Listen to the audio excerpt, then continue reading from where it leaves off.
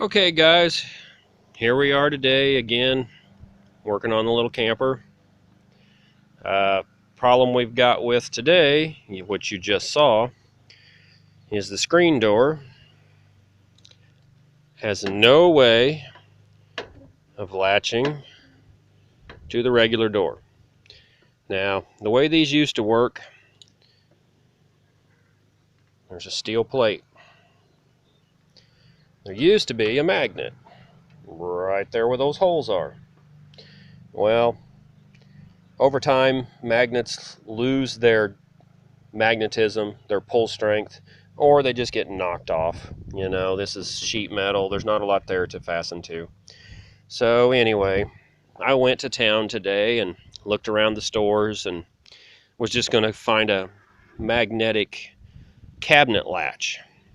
Well, the problem with cabinet latches is they're made to set horizontal underneath the top edge of the door opening. And they do use a steel plate like what's on the screen door over here, but they won't fasten properly here. So, I would have spent a few dollars to get one, but everything I could find wouldn't work satisfactorily. And I don't want this screen door banging around in the wind. It's just kind of a pet peeve. So, what we have is this right here. This is the magnet that you find inside computer hard drives. There's usually two of these. And these are what they call rare earth magnets. They're made out of an alloy called neodymium or neodymium, however you want to say it. If you're like me, you've had many computers over the years that have crapped out, but you hung onto the hard drive just because, hey, it had some information on it, or you just didn't want to trash it for somebody else to get a hold of. And then eventually they're obsolete, so you finally take them apart. Well, if you have one, take these out. These are great little magnets, very strong. If you want to buy them, they're not too bad. You can buy them online from the guys that salvage stuff, but it's a whole lot better to have them. Screws. These two screws here, when we take things apart, if the screws aren't all stripped out, we throw them in a box, and we're actually up to several boxes of nuts, bolts, and miscellaneous screws and stuff. So when we need something, instead of driving 12 miles one way into town, we go look in the box first. And the gas alone is more than what the screws will ever cost you. So what we're going to do is I've already marked basically my center line. We're going to screw this on there, and we're going to test it out. So if you'll bear with me while I get everything in place, we'll get this done. And I've already pre-punched my holes.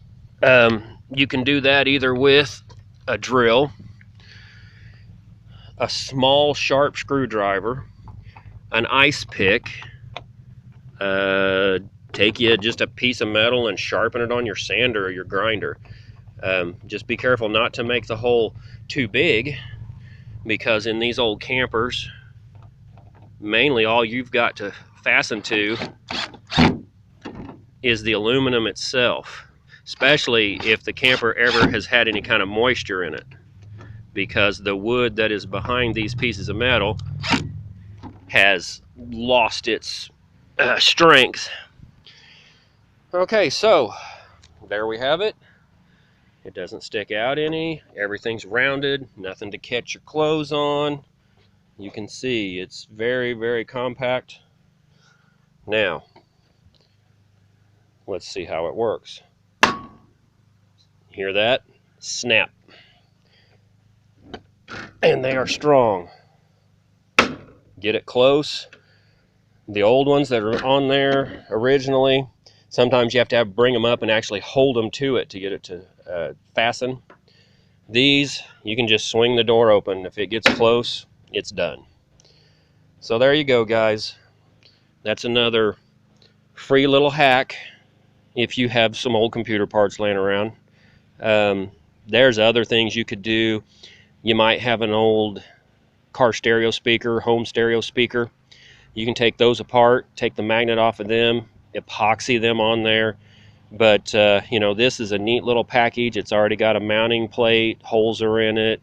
Just a few minutes and you're done. Thanks for watching, guys.